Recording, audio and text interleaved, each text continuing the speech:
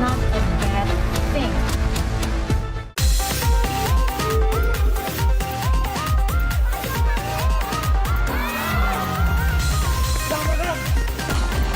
Mohon maaf sebesar-besarnya kepada istri saya.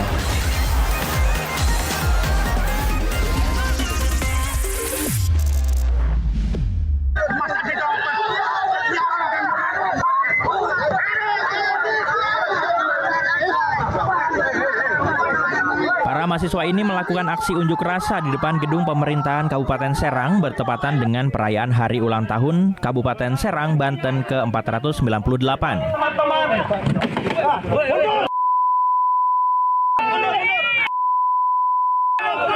Mereka menuntut agar Pemkab segera menyelesaikan persoalan akses pendidikan, kesehatan hingga lapangan pekerjaan.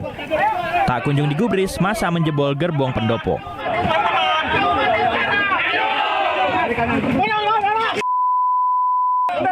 Satu mahasiswa yang dituding sebagai provokasi diamankan polisi.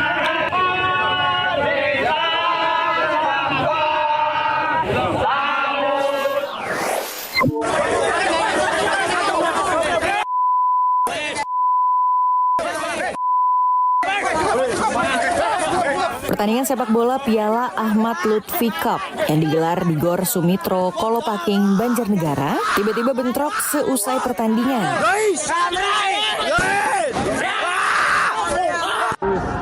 Supporter dari kedua kubu saling lempar petasan dan kembang api. Dalam pertandingan itu, tim Banjarnegara unggul dari tim tamu dengan skor 4-3.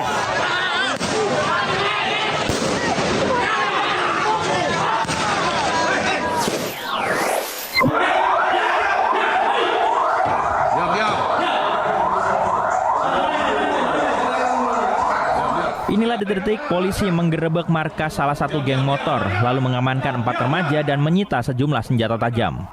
Mereka diduga baru saja melakukan tawuran di kawasan Medan Tembung.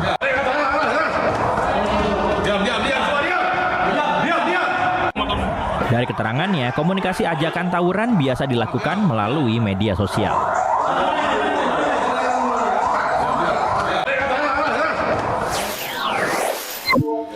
Mohon sabar, saya juga kaget saya mendengar kondisi kalian, tapi saya sudah merencanakan bagaimana kita memperbaiki kondisi kalian. Saya kira itu dulu sementara, ya. Tadi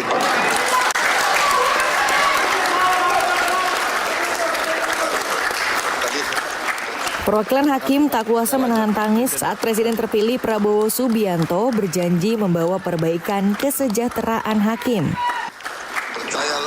Prabowo menegaskan usai dilantik akan menyelesaikan masalah kesejahteraan hakim. maju dari negara yang baik. Pak.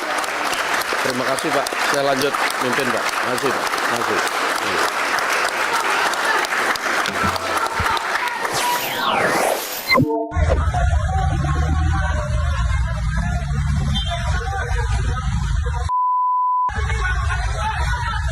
Sekelompok remaja tiba-tiba menyerang permukiman di daerah Pondok Jagung, Serpong Utara, Tangerang, hingga menyebabkan salah satu warga terluka.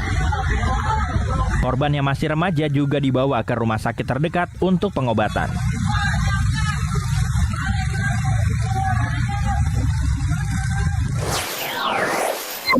Woi, merapat.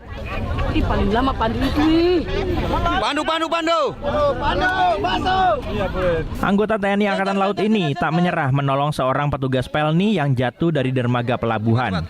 Korban pingsan usai tercebur dan kepalanya mengenai badan kapal Pelni saat hendak melempar dompet penumpang kapal yang jatuh.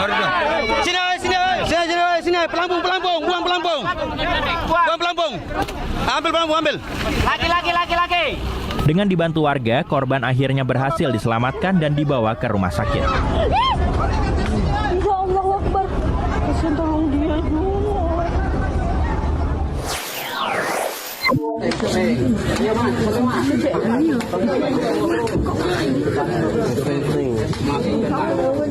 Sejumlah pemuda yang diduga anggota gangster ini tertangkap basah saat diduga akan menyerang sebuah kos yang lokasinya dekat dengan markas Yonif 400 Banteng Riders.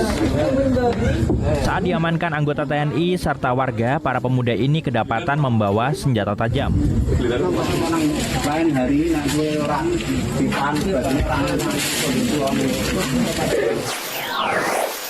Dialami dan dilakukan oleh anak masih kerap terjadi.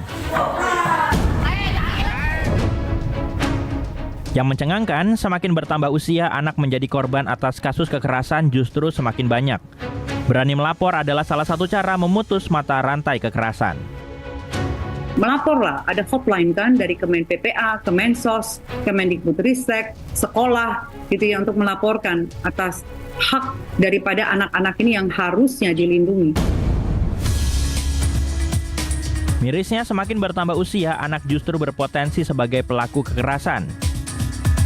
Bahwa sebetulnya kenakalan remaja itu adalah refleksi cerminan dari lingkungan.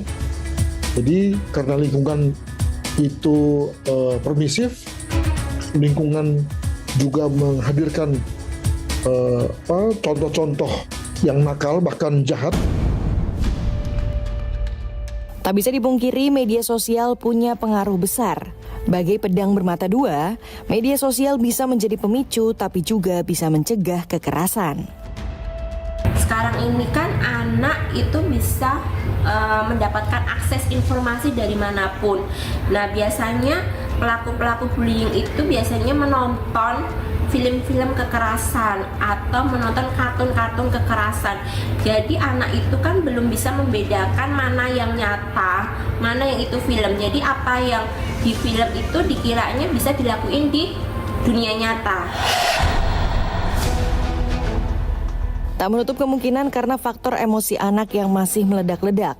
Untuk itu peran orang tua bahkan negara sangat penting. Emosinya belum stabil, masih meledak-ledak, dan biasanya segala sesuatu yang diambil, yang diputuskan itu hanya berdasarkan emosi saja. Karena proses berpikirnya baru emosi, aksi, pikir. Padahal yang benar adalah emosi, pikir, aksi. Berikut 5 fakta kekerasan yang melibatkan anak. Fakta 1, korban kekerasan seksual. Dulu tempat ini seolah merawat dan mengasihi para anak asuh. Tapi siapa sangka 5 anak dan 3 pemuda tak mendapat kasih, justru jadi korban kekerasan seksual. Yang lebih miris, panti asuhan ini sudah berdiri kurang lebih 20 tahun tanpa izin. Orang tua asuh tak menyangka tersangka selaku pemilik yayasan yang selama ini terlihat rapi dan santun ternyata bejat. Saudara Sudirman dan Saudara Yusuf Bahtiar. Sedangkan Saudara Yandi Supriyadi, ya, setelah kita lakukan pemanggilan 2 kali yang bersangkutan tidak hadir, akhirnya kita tetapkan, kita masukkan dalam daftar pencarian orang. Murid di Gorontalo ini juga tak kuasa menahan nafsu bejat gurunya. Korban yang merupakan yatim piatu tak tahu harus mengadu kemana. Korban juga khawatir kehilangan kesempatan berpendidikan. Pelaku telah ditetapkan sebagai tersangka, namun korban juga dikeluarkan dari sekolah dengan dalih melanggar peraturan. Kelas 12, terus dia pintar, dia buta literasi, dia banyak garuk, pokoknya dia luar biasa. Nah, karena dengan adanya ini, ada tata tertib yang dia langgar dan menyebabkan dia harus keluar. Dinas P3A menjamin korban akan tetap melanjutkan pendidikan hingga dapat ijazah. Fakta 2, korban dalam lingkungan rumah tangga. CCTV ini jadi bukti tangis histeris 2 anak usai dianiaya ibunya sendiri. Kejadian ini tak akan terungkap jika korban tak merintih ke gurunya. Usai diperiksa, ternyata pelaku kesal stiker dari sekolah dihilangkan anaknya. Membuat dia jadi emosi karena ada hilang stiker. Ya, ada stiker. Yang dari sekolah, ya itu yang ini, tapi ya ini sudah sering terjadi. Pelaku terancam hukuman 5 tahun penjara, sementara korban perempuan dititipkan ke tempat penitipan anak untuk menjalani perawatan. Korban laki-laki dititipkan ke ayahnya.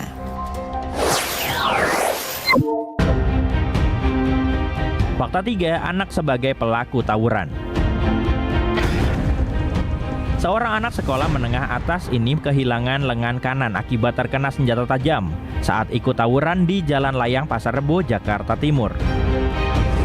Polisi lalu mengamankan 4 pelaku tawuran yang masih pelajar dan sebagian sudah putus sekolah.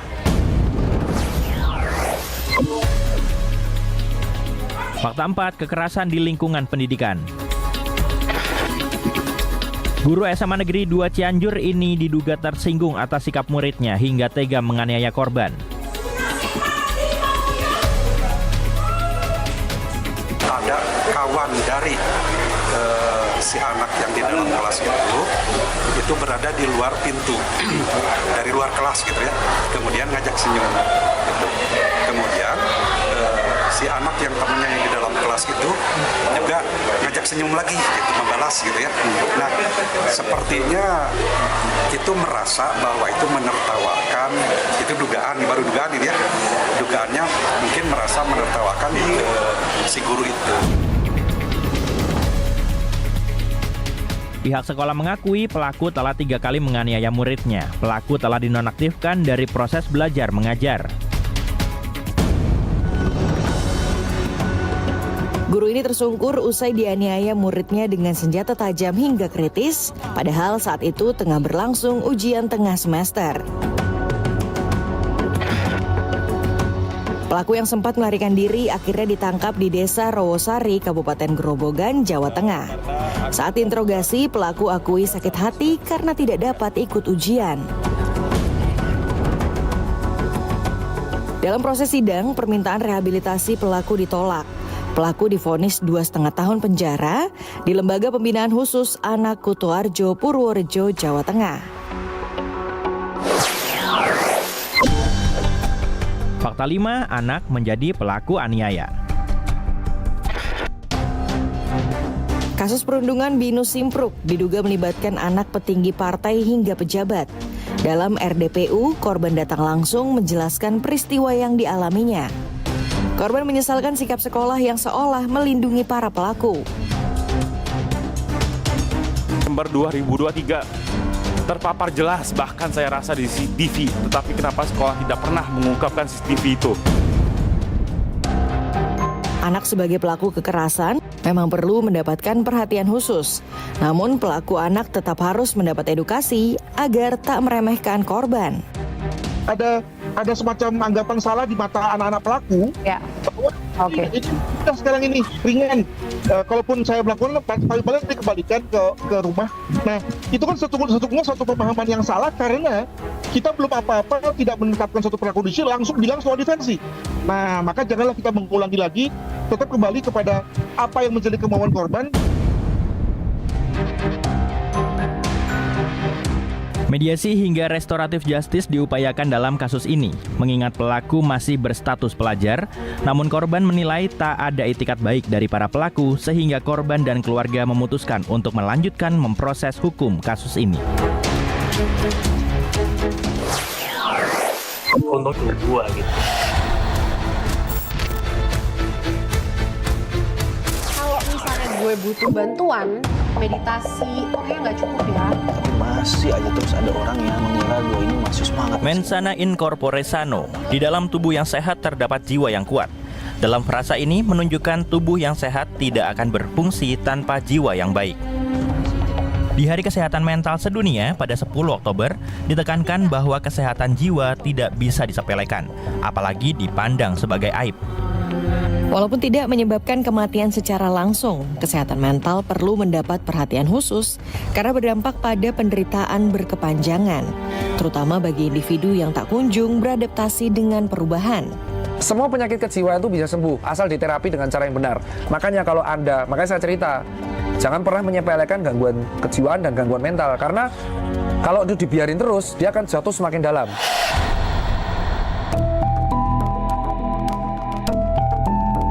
Selain mendatangi profesional, kesehatan mental dapat dijaga dengan cara mengatakan hal positif pada diri sendiri, menuliskan hal yang patut disyukuri, fokus pada suatu hal pada satu waktu, terbuka pada seseorang, olahraga yang teratur, hingga istirahat cukup.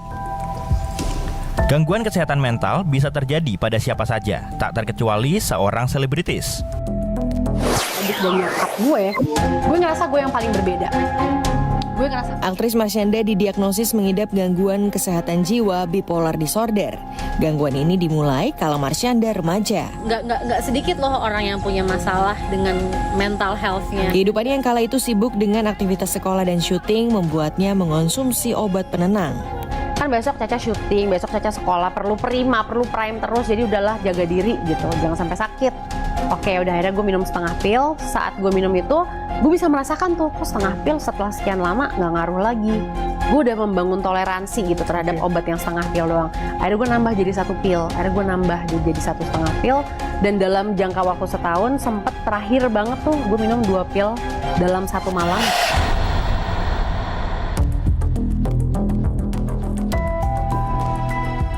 Marshanda lalu sadar dan berhenti mengonsumsi obat penenang. Karena berhenti meminum obat penenang tanpa mengikuti aturan, Marshanda tiba-tiba mengalami ketidakstabilan emosi. Mantan istri Ben Kasyafani ini bahkan merasa seperti berubah menjadi orang lain. Kondisi ini akhirnya membawanya berobat ke psikiater. Orang tuh bisa sampai bunuh diri loh kalau mereka quit minum benzodiazepin mendadak. Bisa jadi, dan itu yang terjadi sama gue waktu itu pas umur 16 nih.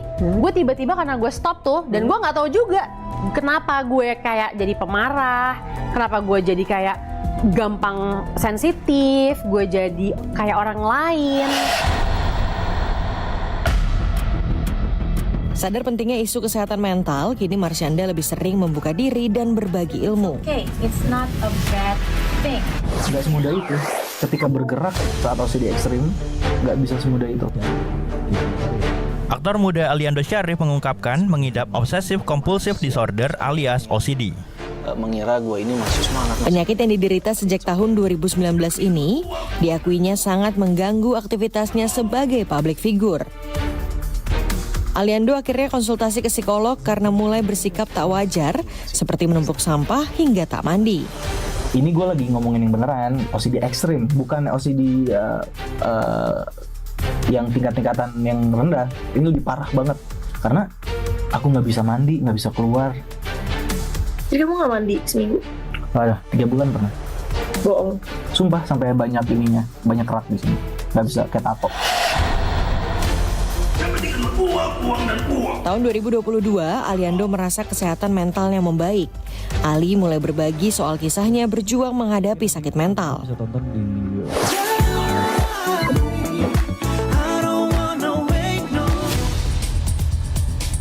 Sebagai seorang penyanyi, Vidi Aldiano tentu telah terbiasa tampil di hadapan banyak orang.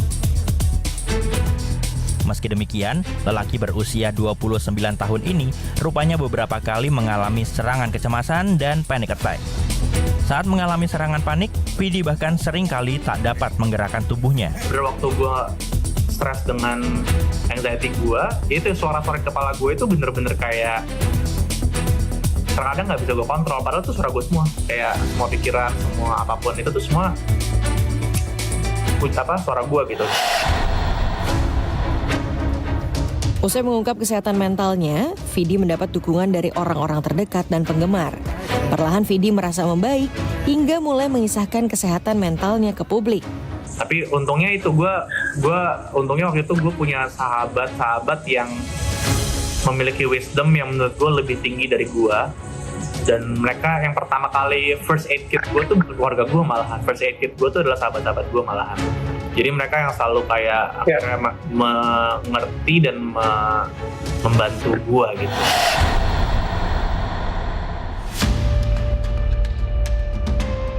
Tahun 2019 saat mendapat vonis mengidap kanker ginjal, Vidi mulai drop dan kembali mengalami serangan kecemasan.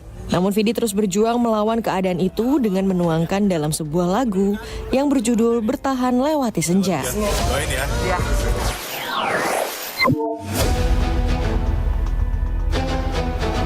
Bertahun-tahun menjalani terapi, di usia 18 tahun, Ariel didiagnosa mengidap borderline personality disorder atau gangguan kepribadian ambang. Di beberapa kesempatan, Ariel bahkan pernah mencoba melukai dirinya. Ariel mulai menyadari mengidap sakit mental sejak usia 13 tahun. Di usia 16 tahun, Ariel mulai memberanikan diri memberitahu keluarganya. Ia sempat menutupi sakitnya karena cemas dinilai tabu. BPD is nothing like that. Itu susah banget deteksi. Jadi gue gak pernah ada masalah growing up. I was always that cheerful kid in the family and around my friends gitu. Karena kayak gue juga mungkin dulu gak ngerti gimana cara mengekspresikannya, karena gue pikir semua orang ada di dalam stigma bahwa gangguan kesehatan mental adalah suatu hal yang tabu gitu loh. Ariel tak menampik akibat gangguan mental yang dialaminya membuatnya sulit membangun hubungan dengan orang lain. Namun Ariel sadar kehadirannya sebagai figur publik membuatnya dapat memberi pengaruh bagi para pejuang penderita kesehatan mental.